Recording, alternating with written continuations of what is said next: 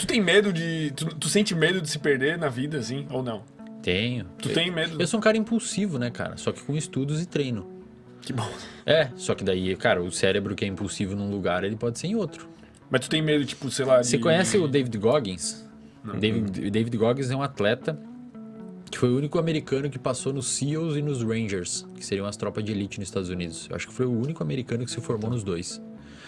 Hoje ele é ultramaratonista. Corre 100 milhas, não é quilômetro, milhas. 100 e poucos quilômetros. Corre, fica 2, 3 dias correndo. É bizarro. Até um tempo atrás ele era sedentário e obeso. E o mesmo sistema que opera dentro de um sedentário e de um ultramaratonista é o sistema dopaminérgico. É um sistema de dopamina, que a gente falou no outro episódio, que gera motivação. É o mesmo cara, velho.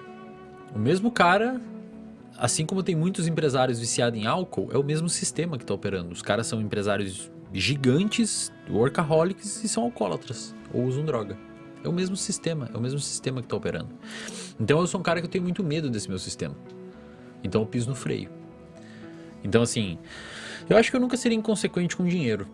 Porque eu vim de um lugar que eu não quero voltar. Do ponto de vista financeiro. Não do ponto de vista regional e geográfico. Do ponto de vista financeiro. Não quero voltar num lugar que eu não consiga comprar uma granola. Tá ligado? E isso é foda, cara. Porque hoje, toda vez que eu abro a geladeira à tarde pra fazer o meu whey protein, todos os dias, cara, sem exceção, todos os dias, eu lembro que na graduação eu não conseguia comprar whey protein. E eu lembro que na graduação eu tinha uma geladeira merda, que congelava as coisas dentro, porque não tinha a parte da gaveta ali, congelava os queijos e as mortadela que ficavam na primeira telinha. Mas esse aquelas pequenininhas, tá ligado? Mas vem de uma forma ruim assim? Não, bom. Ou boa? Bom, Feliz, cara. boa. Eu fico feliz por ter uma grato geladeira, por ter velho. Imagina chegado. daqui 5 anos ele vai ter uma espaçonave, não vai ser uma geladeira. Cara, imagina, eu fico feliz em ter uma geladeira, cara. Você tá ligado o quão blindada a minha cabeça tá com dinheiro? Eu fico feliz em ter uma geladeira, cara. Eu não preciso ter uma Ferrari, não preciso ter uma Porsche. A minha alegria é ter uma geladeira. Tu acha que só quem consegue, tipo, atingir um nível alto é quem já se fudeu muito na vida? Tu acha que um cara, tipo, que nasceu já num... Tipo assim, talvez tu atingiu esse nível alto e tu tem essa blindagem porque tu já teve uma escassez de, pô, não poder comprar granola, de não poder ter um whey, de ser um fudido, de usar uma caixa de Skol na cabeça pra apresentar um trabalho. Tu acha que, tipo, sei lá, o mesmo tanto que tu vai pra um fundo do poço te joga pra cima, assim, tu acha que uma pessoa que tá no meio não... Uma opinião pessoal, né? Não sei nem se é neurocientífica. Tem uma coisa na neurociência que é um conceito chamado de inoculação ao estresse. Você sabe o que é inoculação? Não. Inoculação, cara, é o processo realizado para formar uma vacina. Obrigado. Então você inocula o vírus, isto é, você desativa o vírus, quebra ele em várias partes e injeta na pessoa um vírus para você que o seu sistema imunológico crie resposta e proteção subsequente a outras exposições daquele vírus. Perfeito? Isso é uma vacina, né? Você se infecta antes, positivamente, para depois você criar resposta e proteção no futuro. Hoje, avançados estudos em neurociência feitos com primatas não humanos, como por exemplo chimpanzés, mostram que você consegue se vacinar contra o estresse. Sendo submetido a Mas situações... como é que inoculam o estresse? Não, você consegue se submeter a pequenos estressores durante a sua vida. Quando eu fui sistematicamente na graduação falar em público, mesmo com medo e ficando estressado, eu estava me vacinando contra estressores de falar em público subsequente. Então hoje é como se você me bota a falar em público, eu tô vacinado, cara. O meu cérebro aprendeu a lidar com aquilo. Eu não tenho mais problema. Então você consegue se submeter, você consegue se vacinar contra estresse. E isso foi muito bem demonstrado em vários experimentos, cara. Você tem um eixo no seu cérebro de resposta ao estresse. Chama eixo HPA. Hipotálamo, pituitária, adrenal. Então quando a sua amígdala, que é a estrutura do cérebro que detecta perigo, identifica uma potencial situação estressora, ela avisa o seu hipotálamo. O hipotálamo libera um hormônio chamado CRH, é um mensageiro químico, que é o hormônio corticotrófico. Esse hormônio vai até a sua pituitária, a sua hipófise, e lá na pituitária vai sinalizar a liberação de ACTH, que é o hormônio adrenocorticotrófico. Esse hormônio cai na sua corrente sanguínea e vai até a sua glândula suprarrenal, que fica acima dos seus rins, e manda liberar cortisol e adrenalina, que são os hormônios, os substâncias do Aí é estresse. o luta ou fuga. Resposta de luta ou fuga. Aí, essa liberação de adrenalina e de cortisol, porque teoricamente o nosso sistema de estresse evoluiu para lidar com situações perigosas pra caceta, tipo um leão te atacando, uma cobra te atacando. Então, essa resposta ao estresse vai determinar o que o Walter Cannon, um fisiologista, chamou de resposta de luta ou fuga. Então, entra um leão aqui agora, entrou um leão na porta. Ou você vai pra cima dele ou você foge, você não vai ficar parado. É luta ou fuga, ou você quebra ele e tenta fazer alguma coisa. Quebra essa garrafa de vidro. Ou você sai vazado, tá ligado? Uhum. O seu organismo, ele se prepara pra essa resposta, gerando estresse. Uhum. Então a galera acha que estresse é ruim. Cara, estresse é bom pra caralho. Só que não pode ser crônico. Estresse agudo é muito bom. Melhora a memória, melhora a performance. Por exemplo, hoje que a gente chegou aqui, talvez alguém estava um pouco estressado antes de começar. É bom, porque você foca, você organiza, você pensa, isso liga você. Você não fica sonolento. Então o estresse agudo é gostoso, é importante. E o nosso cérebro gosta desses estresses agudos. Tanto é que a gente paga caro pra ir numa montanha russa. É uma coisa que te estressa. Pra tu se estressar. É, exato, mas é mesmo. Então pensa assim, esse cortisol e essa adrenalina, uma vez liberada na sua corrente sanguínea, vai agir em vários sistemas fisiológicos para preparar o seu corpo para responder de luta ou fuga. Então vai aumentar a dilatação dos seus bronquíolos no seu pulmão, fazendo você conseguir captar mais oxigênio. Vai dilatar sua pupila, fazendo você enxergar melhor. Vai mandar o seu fígado fazer glicose no processo de gliconeogênese, para você ter mais energia.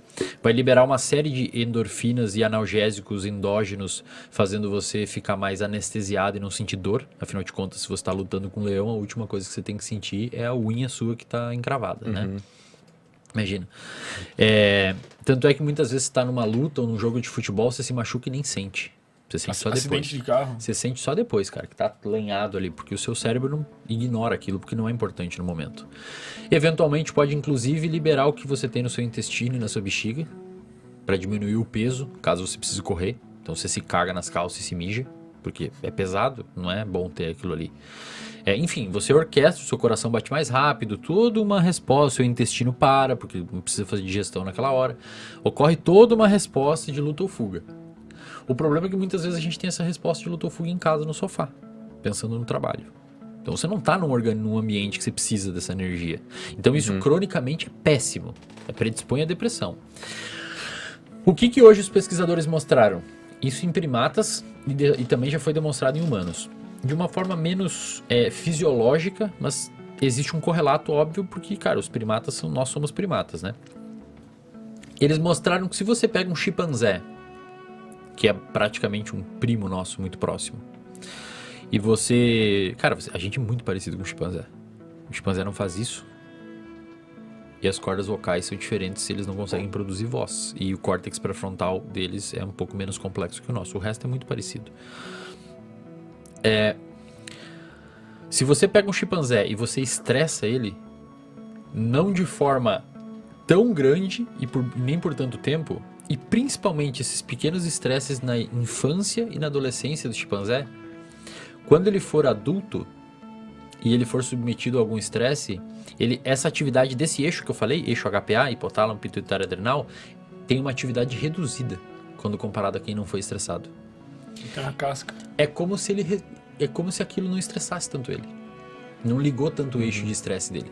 Então, respondendo a sua pergunta sobre pessoas que se fuderam ou que vieram do nada, eu não esqueci da sua pergunta. Bem respondida essa. Eu não esqueci da sua pergunta. Nossa senhora, velho.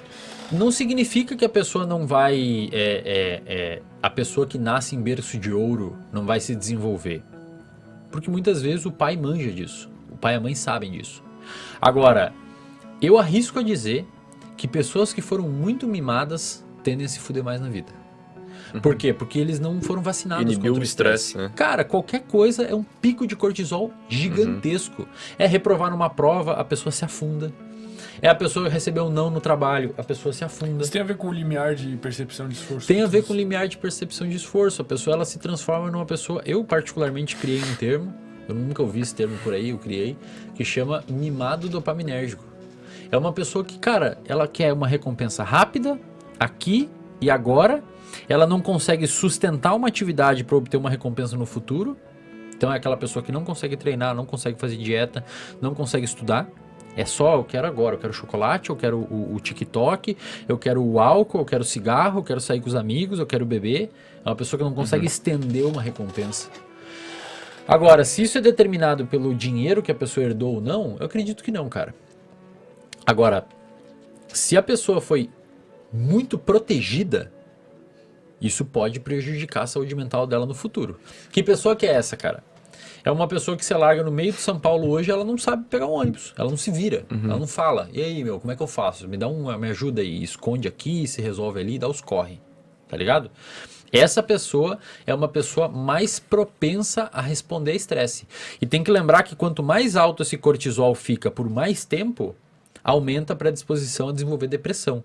Hoje, muitas pessoas não sabem, o estresse crônico, o estresse por muito tempo, é um dos, se não o principal fator de risco para o desenvolvimento de depressão.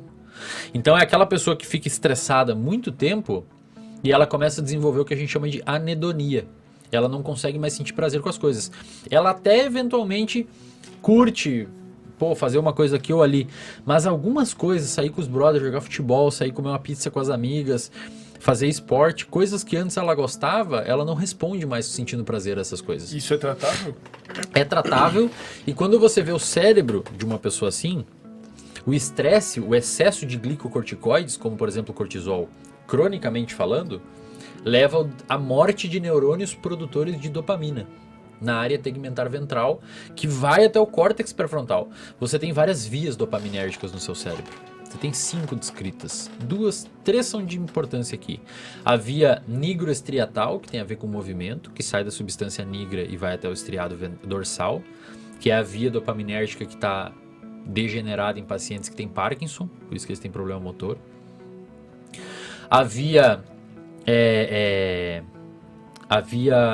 mesolímbica, que sai da área tegmentar ventral e vai até o sistema de recompensa, que é a via da recompensa rápida. E a via mesocortical, que sai da área tegmentar ventral e vai até o córtex pré-frontal, que é a via envolvida com sustentação de atenção, que o paciente com TDAH tem prejudicado essa via, e é a via envolvida com o atraso de recompensa, que é você falar assim, eu não vou comer o doce hoje porque eu tenho nutricionista daqui 2 semanas e eu quero melhorar o meu percentual de gordura, então eu tô atrasando uma recompensa, eu não quero essa agora para pegar depois. A pessoa que sofre estresse crônico por muito tempo, ela começa a ter morte desses neurônios, cara. Então o que acontece com uma pessoa com estresse pra caralho e por muito tempo? Ela começa a ficar impulsiva, começa a beber, começa a fumar, começa a comer demais. Por quê? Porque os neurônios dessa região que fazem o atraso da recompensa estão morrendo. Diminui as sinapses daquela região. Mas isso que eu perguntei, tipo, se é tratável, a pessoa chega a recuperar... fisicamente, assim, tipo, esses neurônios? Cara, o que acontece é assim, para você ter morte neuronal sustentada significativa, é preciso ficar 20, 25 anos assim, num quadro de estresse fudido. Agora, o que você pode ter dentro de 5 dias, 7 dias estressado, é uma redução das sinapses, que são ponto de contato entre 2 neurônios. Tu fica mais burro. Não é que fica mais burro. Se, por exemplo, se você tem um neurônio que tem uma arborização dendrítica, várias sinapses, e aquele grupo de neurônio é envolvido por inibir o seu comportamento de buscar álcool, então quando aqueles neurônios estão ali bonitinho, ele consegue frear. É uma via chamada de no-go. Não vou, não vai. Então o neurônio liga, é como se fosse o freio do seu cérebro. Freou. Se você começa a ficar estressado, o neurônio não morre. O DNA, o núcleo do neurônio, onde está a mitocôndria tem também no terminal sináptico, mas onde está o DNA no neurônio, você vai ter 4 neurônios ali inibindo o seu comportamento de busca por álcool. Esses neurônios é como se fosse uma árvore, tem galhos. E na pontinha desses galhos são as sinapses. Esses galhos, eles são retráteis, dependendo de como o seu cérebro está exposto a alguma coisa, eles podem retrair ou podem aumentar, dentro de um dia. Então agora talvez vocês estejam fazendo novas sinapses para absorver o conteúdo que eu tô passando para vocês. Por isso que muitas vezes cansa estudar, porque você tá formando novas sinapses, novos pontos de contatos entre os neurônios.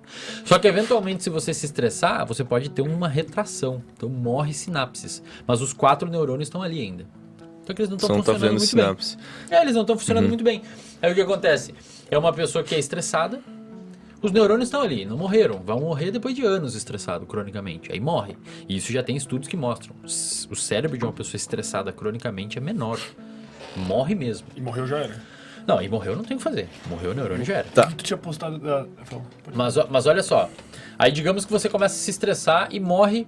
Morre não, mas diminui o número de sinapses desses neurônios que era envolvido por controlar a busca por álcool. O que vai acontecer? Você vai começar a buscar álcool. Sim, com certeza. Por isso que quando tá estressado, tu se rende a doce, álcool. Cara. E aí quando você se rende, olha como o nosso cérebro é filho da puta. Quando você se rende a doce, álcool, etc., você começa a fazer o quê? Arborizar neurônios envolvidos com a Com a busca. recompensa. Então cada vez você fica melhor em buscar recompensa. É por isso que eventualmente você gera um vício que você não consegue voltar.